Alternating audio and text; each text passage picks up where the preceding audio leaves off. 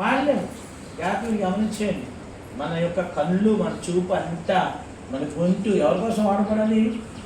ఎవరి కోసరా? దేవుని కోసం. నువ్వేమో వందనం నెమ్మదిగా అన్నావు. ఇంట్లో వెళ్తారా? మీ అన్నది గొడవ తెలకరుస్తావు. కలుస్తావా? నేను నడుస్తాను, సహజమే. కానీ దేవుని వచ్చేటప్పటికి దెయ్యం ఏం చేస్తాయి? ఇంటి దగ్గర ఉన్నప్పుడు వసంత ఎలాగొస్తుంది? ఎలాగొచ్చావు? పెద్ద ఖర్చు వెళ్ళిపోతే చూడటానికి ఎలా ఉంటుంది? నూరిస్తావు. కాబట్టి నేను ఏమన్నానంటే, దేవుడు మనకి ఇచ్చిన ప్రతి అవయవాల గురించి దేవుడు లెక్క అడుగుతాడు.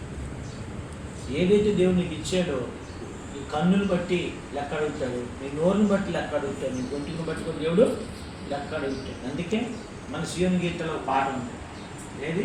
ఆత్మ ప్రాణ దేహములను అర్పించును సజీవ. అని మీరు ఏమనిపిస్తున్నారు?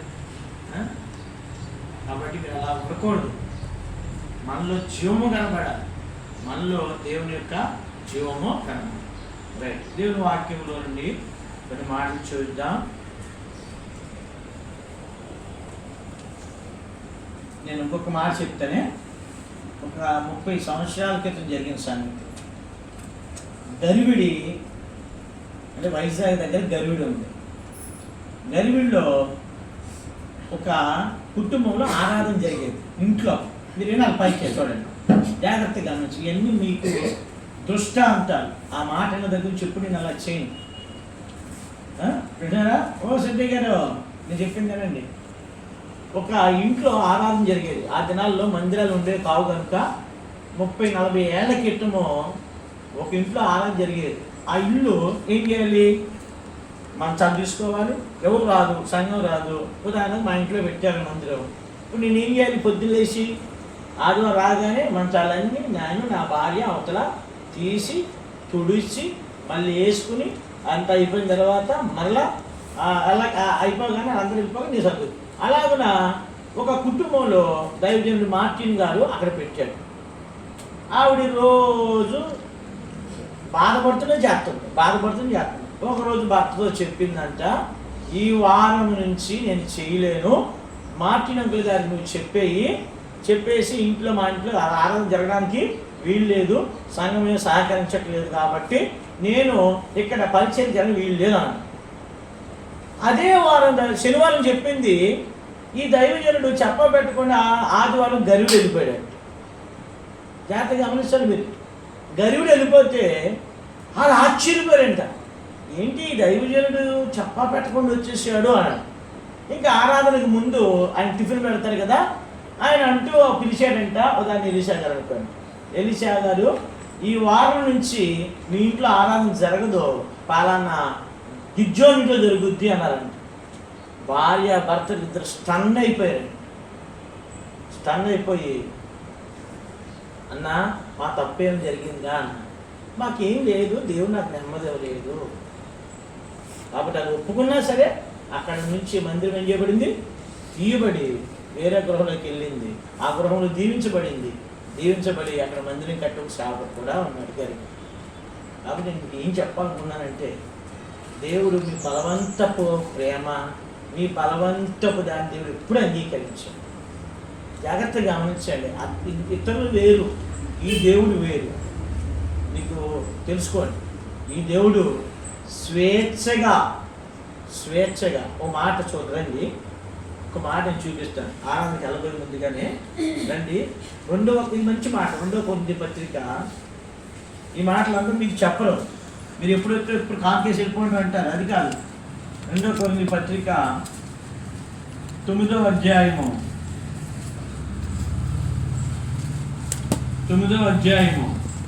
7వ వచనము చదవండి ఒకరు నెమ్మదిగా చక్కగా అందరూ అన్నారు. ఒకటి ఏం చేయాలండి? చెప్పాలి గట్టిగా అందరూ. ఏం చేయకూడదు? దేవునికి వచ్చేటప్పుడు కానీ, పాటలు పాడేటప్పుడు కానీ, ఏ పరిచయం చేసేటప్పుడు కానీ ఏం చేయకూడదు? ఏం చేయకూడదు? శారం గారు చెప్పు. నువ్వే కాదు, నా ఏమైనా సరే. ఓ దగ్గరమ్మా, ఏం చేయకూడదు? చెప్పగలిగా సనుగు కసలు సనుగ కొనుకయు బలవంతముగా కాకయు ప్రతివాడు తన హృదయములో హృదయములో ఏదైతే నువ్వు తీర్మానం చేసుకుంటావో ఆద్యములో ఎప్పుడైతే మారుమనసు పొందుతావో కొన్ని తీర్మానం తీసుకుంటావు కదా, తీసుకుంటావా? ఏం తీసుకుంటావు తీర్మానాలు? ప్రభువా ఎప్పుడు జబ్బో లేకపోతే కష్టం వస్తుంది కదా, అప్పుడు ఏమంటాం? ప్రతిసారి ప్రభువా ఖచ్చితంగా ఇంటికి త్వరగెళ్ళిపోతా. చాలా మంది విశ్వాసం, ప్రభువా నువ్వేదో అప్పుచితం చేసేస్తానంట. సనుకొనకయు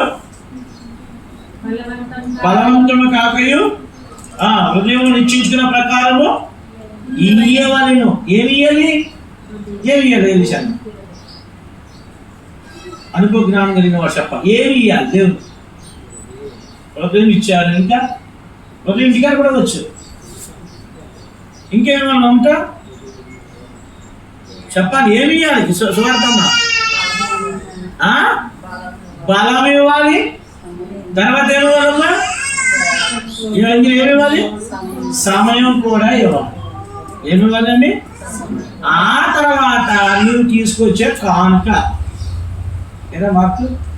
కానీ ఇతర దేవుడు ఏంటి? మన దేవుడు బైబిల్లో దేవుడు ఏంటండి? ఆయనకు పౌలు గారు అంటాడు, దేవుని వెలితనము మనుషులు జ్ఞానము కంటే ఎక్కువ అంటే. దేవుడికి వెళ్తాను వెలికనబడతాం అందరికీ. క్రైస్తవులకు వెళ్ళి ఎందుకని కానుకేసేసి వెళ్ళిపోతారు. కానీ ఆ దేవుడికి వేరు. మన దేవుడు ఏమంటే కానుక ఎక్కడ తెచ్చే ఎలిషా అంటారు. ఏమిటంటే అంటే ఇప్పుడు ఎలిషా గారు 42 కోట్లు 50 కోట్లు కిరీటాలు తెచ్చి పెట్టాడు అనుకోండి.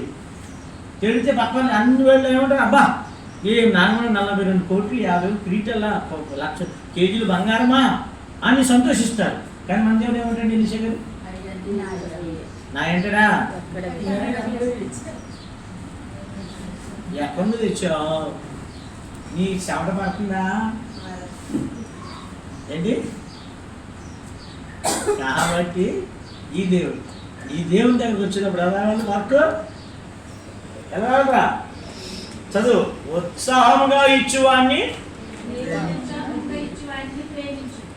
ఇప్పుడు మీరు చెప్పండి, ఆరాధన కొరకు వచ్చిన మీరు ఉత్సాహంగా దేవుని దగ్గరికి వచ్చారు.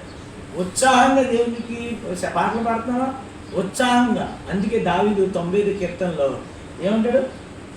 ఉత్సాహగానము చేయొచ్చు. కట్టి చెప్పాలి. ఉత్సాహగానం చేయొచ్చు. 40 సంవత్సరాలు ఎంతండి చెప్పండి. అదే ఆ విద్యోగం కూడా 30 సంవత్సరాలు చేసేది అనుకోని 30 దాటిపోయిందిరా. సిద్ధయ్య గారు సార్ బోధపడి గారు చెప్పండి. ఉత్సాహదానము చేయొచ్చు. ఎలాగా? ఉత్సాహదానం చేయొచ్చు. ఎక్కడికి రావాలి? దేవుని సన్నిధికి రావాలి. ఏం కనబడాలమ్మా? కనబడుతుందా? ఉత్సాహంగా లేని 99 మంది కంటే ఉత్సాహంగా వచ్చిన ఒకసారి దేవుడు చెప్పండి. ఏమన్నా తెలిసిన కరెక్ట్ కాదని చెప్పింది. ఉత్సాహం లేనివాడు 99 మంది ఏ సుజాత అంతేనా? నేను నా మాట కాదు, నాకు అమ్మ మా ఊళ్ళు రాలేదు, మా ఊళ్ళు దిగులు రాకపోవచ్చు. దేవుడు ఏమంటాడు తెలుసా? ఊరాళ్ళు వచ్చిన లాభం ఏంటిరా? వాళ్ళు వచ్చినా ఒక ఆవిడ ఉండేది, చనిపోయింది. ఆవిడ అడిగాం అమ్మ ఏమంటే నాకేం అర్థం కాలేదు, రాబడి పోబడి అందాడు. వచ్చానంటే వచ్చాను, పోయానంటే పోయాను, అలా ఉంటుంది. కాబట్టి మీరు వాక్యం నేర్చుకోవాలి, వాక్యంలో ఆనందించాలి. మీరు దేవుళ్ళు ఏం చేయాలి? ఆనందించాలి. కాబట్టి మీరు అర్థం చేసుకోండి, దేవుని హృదయాన్ని ఎరగండి. రైట్. దేవుని వాక్యంలో నుండి కొన్ని మాటలు మనం చదువుకుందాం. నేను అనుకున్నాను త్వరగా ముగిద్దాం అనుకున్నాను, కానీ అది ముగించలేదు. మత్తయి సువార్త 17వ అధ్యాయము 17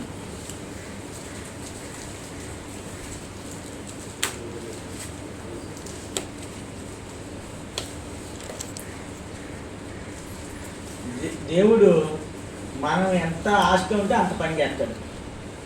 నేను రాగానే ఎప్పుడు 2 బరకాలు వేసేవాడు చివరి వరకు ఏరా ఒరే నీకే పాట 2 బరకాలు వేసావు. దేవుడు ఆ బరక నాకు దాటి దేవుడు ఏం చేయడు, అక్కడ బరక వరకే రానిస్తాడు. కాబట్టి ఆశతో ఏం చేయాలి, మనం ఏం చేయాలి, పని చేయాలి.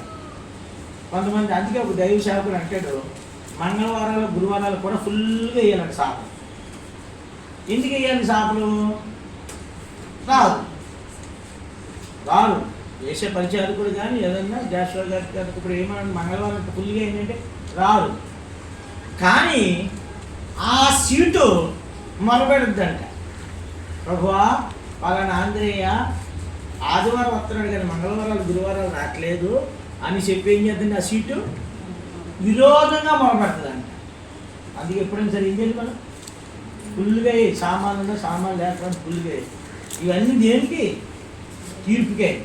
ఎక్కడైతే స్థలం ఖాళీ ఉంటుందో ఆ ఖాళీలో ఎవరైతే కూర్చోలేదో వాళ్ళందరూ ఒక దినాన్ని ఎక్కడ నిలబడతారు. బాబు నా మాటలు కదండి బాబోయ్, మా సేవకులుగా చెప్తాను అనుకోవద్దు, దేవుని వాక్యం చెప్తాను. హబక్కూకులు అంటాడు, మనం చదువుతున్నాం, దూలాలు కూడా ఇంట్లో దూలాలు కర్రలు మనపడతాయి అంట. అర్థమైందా? కాబట్టి మన దేవుడు ఖచ్చితమైన దేవుడు. కాబట్టి కొంచెం నేర్చుకోండి. రండి మత్తయి సువార్త 17వ అధ్యాయం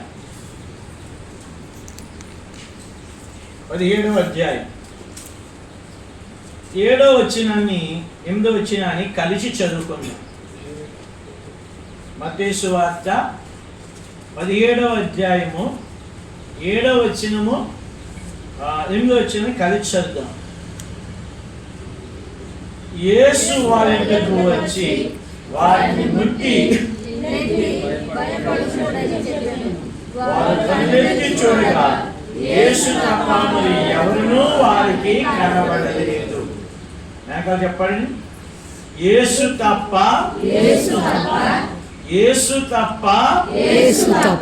మరి ఎవరును వారికి కనబడలేదు. మోకరించండి, ప్రార్థన చేద్దాం.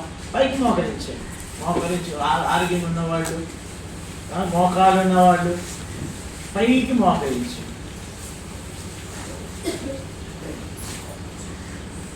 సండే స్కూల్ పిల్లలు చక్కగా మోకరిస్తారు. నేను సండే స్కూల్ పెడతా ఉంటే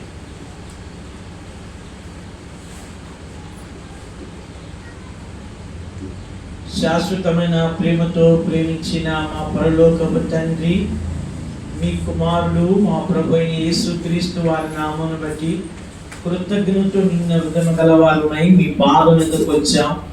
అనుగ్రహించిన శ్రేష్టమైన మంచి పాటలు బట్టి వందనాలు. ఈ సమయాన్ని తండ్రి నాయన ఆరాధన వెళ్ళబోయే ముందుగా చదువుని లేఖన భాగములను మీరు ఆస్వాదించి విరిచి మాకు పంచిపెట్టండి. మీ ఎదుట నిలబడుతున్న నేను, మీ ప్రజల మధ్య నిలబడుతున్న నేను నిష్ప్రయోజమైన దాసుడను. దయతో మీరు కరుణించము, కృప చూపించము, మీరు సహాయం చేయమని కోరుతూ యేసుక్రీస్తు యొక్క రక్తం కిందికి నన్ను తెచ్చుకుంటూ దేవా మీ దైవాత్మతో నింపుకుని వాడుకోండి. ఆరాధన కొరకై మీరు మమ్మల్ని సిద్ధపరచమని యేసుక్రీస్తు ప్రభువా నామమున ప్రార్థిస్తున్నాము తండ్రి.